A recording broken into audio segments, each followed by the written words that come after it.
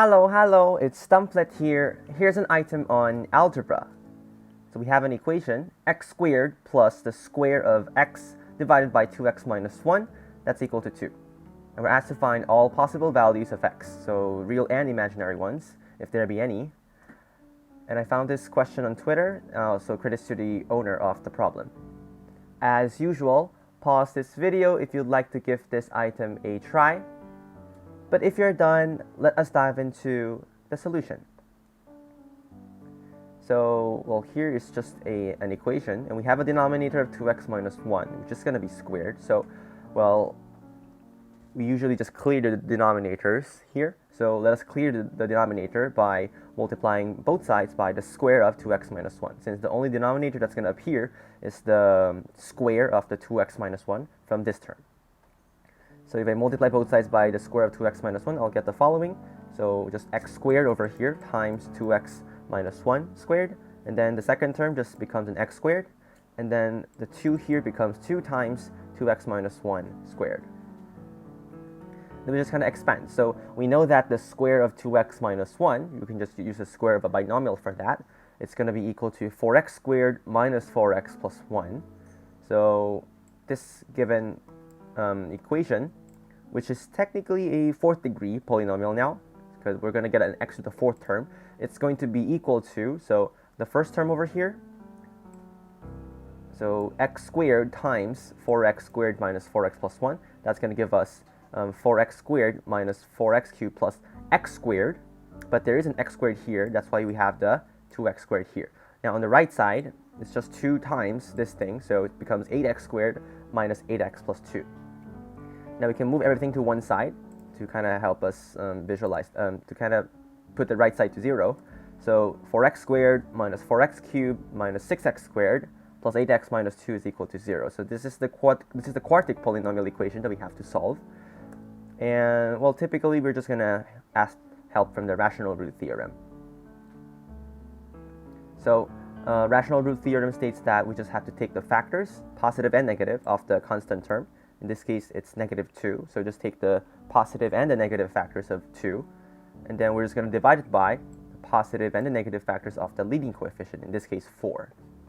Now, the factors of negative 2 is positive minus 1 and positive negative 2, and then for the 4, positive negative 1, positive negative 2, and positive negative 4, and we just kind of have to find all possible combinations of the factors of the constant term divided by the factors of the leading coefficient. And these are the possible rational roots. So, well, if I substitute the rational roots in, and I'll just have to, find one that works, and after I find one that works, I'm going to divide it by, for example, if 2 works, then I'll divide the left-hand side by x minus 2 because of the factor theorem. Now that's okay. And this is actually one key part of the solution, but we can kind of make our lives a little bit easier by focusing on the original equation. Now, this given equation actually tells us a little bit of a hint because, again, it's not really obvious, but it is a thing that's worth noting and worth checking. If I make x, I'll substitute x as x divided by 2x minus 1. Now, what's going to happen to the given equation is that, well, obviously the x squared here becomes x over 2x minus 1, and then squared. And then the second term here, it's actually pretty interesting. It's going to become x divided by 2x minus 1 divided by 2x divided by 2x minus 1 minus 1. And then we have to square this thing. Now, what's worth noting here is that, okay, let's try to multiply the numerator and the denominator of this one by 2x minus 1. Now, if I do that, I'll get the following. So the numerator just becomes x, and then the denominator here actually becomes 2x minus 2x minus 1, like this. We can remove the parentheses, so this becomes 2x plus 1, actually. And this actually gives us a pretty nice result. It's just the denominator is equal to 1, so x over 1, that's just simply equal to x. Now, why is this important and of a nice discovery is that, well, apparently, if I make x as x divided by 2x minus 1, essentially these two are the same equation. We just kind of flip those two terms. So let's just say k is a solution. let's just say k satisfies the equation. Then everything just becomes in terms of k. But what's important here is that, okay, so if I make x equals k, we know it's going to be a solution because that's what we assume. So assume that k works, but realize how if I make the x if I make x divided by 2x minus 1, I'll just get the same equation, which means that, okay, if k is a solution, if x equals k is a solution, that's going to mean that x is equal to this thing, which is going to become k divided by 2k minus 1 now. That's also going to be a solution. Now, why is this important is that, well, if we can find one rational root, or any solution actually, if we can actually find a solution to this polynomial equation, we can find the other one because of this fact. All right, now from this, let's just try to substitute some rational roots. Now, well, we just substitute probably the most obvious thing for, let's try x equals 1, and luckily for us, it is going to work. If x is equal to 1, we're going to get 4 minus 6 plus 8 minus 2, and that's equal to 0 indeed. So x equals 1 is a solution. So let's try to just use the observation we found a while ago. Okay, x equals 1 is a solution, and we realized that if we substitute x here as x divided by 2x minus 1, it's going to work as well.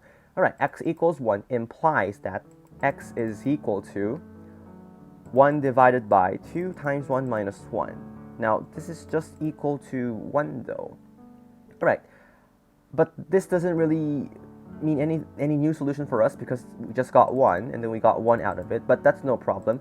This actually tells us that there is a multiplicity of 2 for x equals 1. So, in fact, the factored form of the left side should contain the square of x minus 1 because, well, from a solution, we got the other one, which is coincidentally, in this case, it's the same thing. That's going to tell us that, okay, we have two solutions of x equals 1, so that's going to mean there's going to be a factor of the square of x minus 1 in the left side. And I think this is already enough for us to solve this question because, well, this is a quartic polynomial, and we have a quadratic factor over here already, so we just kind of have to divide it and just work with the quadratic at the end. So, but it's not really obvious that we should make this substitution. But for example, if we were to find, okay, x equals 1 is a solution by the rational root theorem, the tendency is that we don't check it again, and we might waste our time checking the other rational roots because, well, we don't really expect that there is going to be a multiplicity of 2 in the question. So that might be the loophole. That might be the hole we might go into and kind of waste our time on the question. So, anyways, now that we realize that the square of x minus 1 is a factor, I'm just going to divide by the square of x minus 1. Now, you can use long division if you want, but I'm just going to use synthetic division over here.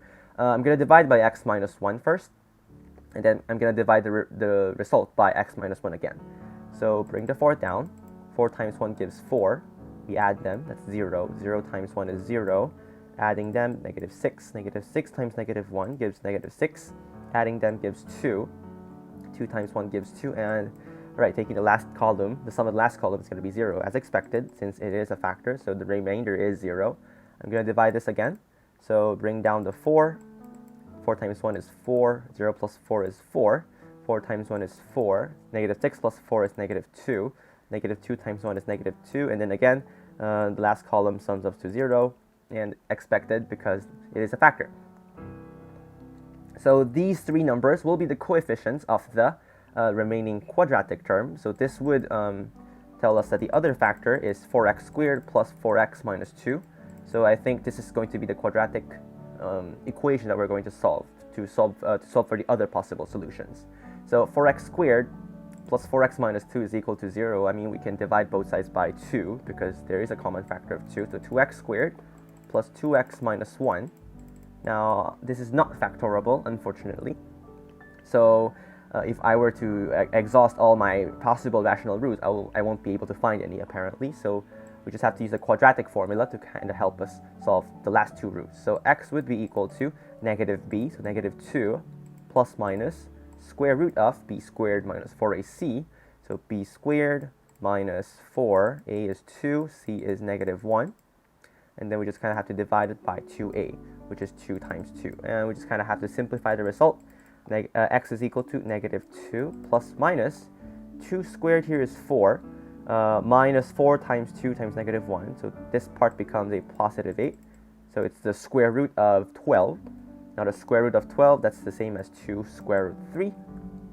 And then we're dividing it by 4. Now there is a common factor of 2, so negative 1 plus minus square root 3 divided by 2. So these are the two solutions, the two other solutions.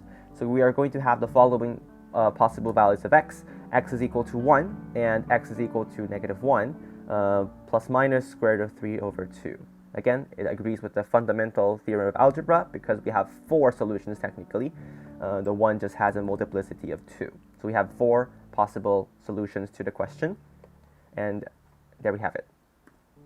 Hopefully you guys learned something new from this video, and I'll see you in the next one. Bye bye!